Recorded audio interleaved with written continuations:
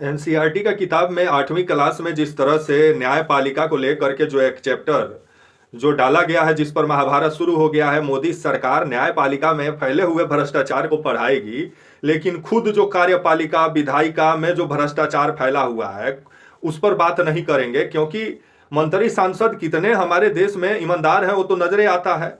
आधा से अधिक भ्रष्ट सांसद जो है वो संसद में बैठे हुए हैं।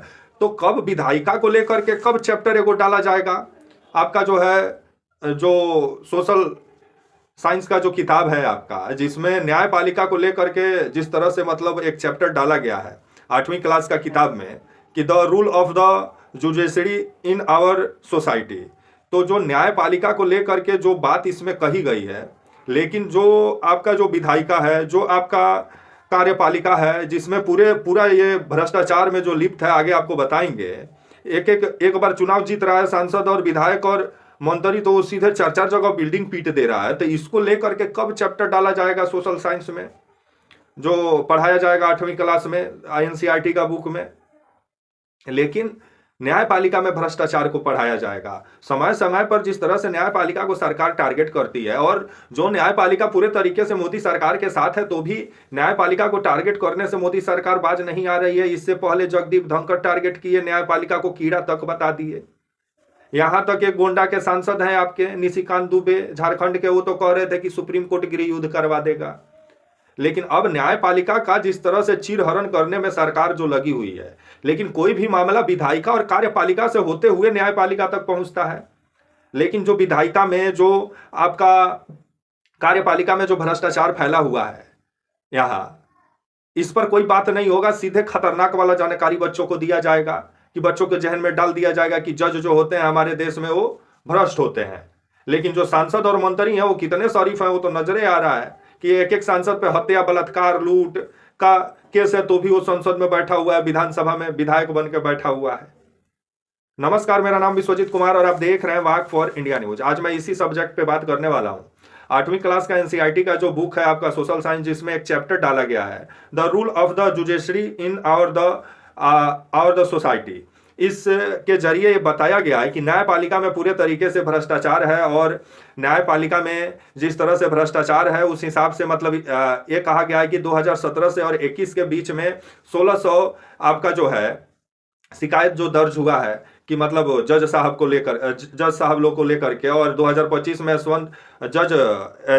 यशवंत वर्मा के घर से 500-500 रुपया का जलता हुआ नोट भी मिला था। उसके बाद सरकार हमलावर भी हुई थी, महाभियोग लाने का भी बात हो रहा था। और अगर आप देखिएगा तो पूर्व जज साहब BR गवई जो आपके मुख्य न्यायाधीश थे, उनका भी बयान था कि मतलब ये काफी दुख के साथ कहना पड़ रहा है कि न्यायपालिका में भी भ्रष्टाचार फैल गया है। तो अगर आप देखिएगा तो इस किताब में पूरे तरीके से न्यायपालिका का जिस तरह से पोल पट्टी खोला गया है, तो न्यायपालिका भ्रष्टाचार में, न्यायपालिका अपने आप थोड़ी लिप्त हो जाता है। भ्रष्टाचार का शुरुआत जो होता है वो आपका कार्यपालिका से होते हुए, विधायिका होते हुए, तब न्यायपालिका तक पहुंचता है। तो जब कार्यपालिका ही पूरे तरीके से भ्रष्ट है तो आपका न्यायपालिका किस तरह से स्वच्छ होगा? इसका जवाब देना चाहिए सरकार को। जो बच्चों को खतरनाक वाला जो नॉलेज दिया जा रहा है, और इस किताब में भी बताया गया है कि सुप्रीम कोर्ट में जो केस पेंडिंग पड़ा है, वो आपका जो केस जो पेंडिंग पड़ा है उसकी संख्या बताई जा रही है 81,000 केस सुप्रीम कोर्ट में पेंडिंग पड़ा है। तो वहीं आपका जो हाई कोर्ट में भी 62,000 से ऊपर केस पेंडिंग पड़ा हुआ है, और जो डिस्ट्रिक्ट कोर्ट है वहाँ 4,70,00,000 से ऊपर केस पेंडिंग पड़ा हुआ है। तो ये जो केस जो पेंडिंग पड़ा हुआ है, तो इसको लेकर के तो जज हमारे देश में वैसा ही कम है, और जजों की जो नियुक्ति होती है, जो कॉलेजियम का व्यवस्था है, जो सुप्रीम कोर्ट को दे दिया गया 1990 में कि 3 गो जज मिलके पूरा देश का जज का फैसला कर देते हैं। और कॉलेजियम वैसे भी अगर आप देखिएगा तो 70 से 60% ऐसे जज बनते हैं जिनके बाबूजी जज रहते हैं, उन्हीं का बेटा जज बनता है। आज भी बपौती आपको कॉलेजियम व्यवस्था के तहत पूरा देखने को मिलेगा न्यायपालिका में। तो ये तो बात सही है, लेकिन जो विधायिका में जो भ्रष्टाचार अगर आप देखिएगा, पहले न्यायपालिका पर ही रहते हैं, क्योंकि हम एक तरफा थोड़ी बात करेंगे, हम खतरनाक वाला नॉलेज थोड़ी देंगे। आज का जो वीडियो होगा ज्ञानवर्धन वाला होगा, वीडियो में अंत तक बने रहिएगा। तो वहीं आपका जो जस्टिस सूर्यकांत जो है अभी मुख्य न्यायाधीश, उनका बयान सामने आया है और इसको लेकर के विरोध जताए हैं कि जो एक खतरनाक वाला नॉलेज जो दिया जा रहा है, और जो बच्चों को 8वीं क्लास में बताया जा रहा है कि मतलब वो न्यायपालिका भ्रष्टाचार को लेकर के जो ज्ञान दिया जा रहा है और भ्रष्टाचार करने का तरीका जो सिखाया जा रहा है जो सही नहीं है, इसको लेकर के अभिषेक मनु सिंघवी, कपिल सिब्बल जो वरिष्ठ वकील है वो भी सवाल खड़ा किए हैं। तो वहीं अगर आप देखिएगा तो इंडिया टुडे का ही एक सर्वे है जिसमें आपका न्यायपालिका को लेकर के भारत का लोगों का मानना है, 85% लोगों का मानना है कि भारत का न्यायपालिका में भ्रष्टाचार है। लेकिन भ्रष्टाचार का शुरुआत कार्यपालिका से होते हुए, विधायिका से होते हुए तब वो न्यायपालिका तक पहुंचता है। तो जब आपका कार्यपालिका स्वच्छ है, ये नहीं है, न्याय विधायिका स्वच्छ है, ये नहीं है, तो न्यायपालिका ऑटोमेटिक स्वच्छ हो जाएगा? कमाल का बात है। पहले विधायिका और कार्यपालिका का भ्रष्टाचार तो पढ़ाइए, वो आप नहीं पढ़ाएंगे, वो हम पढ़ाएंगे। आपका जो है अगर आप देखिएगा तो इंडिया टुडे का एक सर्वे जो हुआ था उसमें 85% लोग मानते हैं कि न्यायपालिका भ्रष्ट है भारत में। भारत के लोग 32% लोग मानते हैं कि हाँ कोर्ट में रिश्वत वो दिए हैं कभी ना कभी। और आपका जो है एक आपका ट्रांसपेरेंसी इंटरनेशनल का एक रिपोर्ट सामने आया था 2013 में, जिसमें 45% भ्रष्ट जजों की संख्या बताई गई थी भारत में आपका जो है अदालतों में। तो ये अगर और बीते दिनों एक जज साहब के घर से जलता हुआ नोट भी मिला था। तो न्यायपालिका देखिएगा तो हमारे देश में पूरे तरीके से स्वच्छ नहीं है। ये तो न्यायपालिका को भी मानना पड़ेगा और न्यायपालिका को भी अपने पर काम करने की जरूरत है। जो कॉलेजियम में जो बपौती वाला जो सिस्टम है वो भी खत्म होना चाहिए। और आपका अगर आप देखिएगा तो आइए अब आपका कार्यपालिका पर आ जाते हैं। कार्यपालिका में सबसे ज्यादा भ्रष्टाचार भारत में है।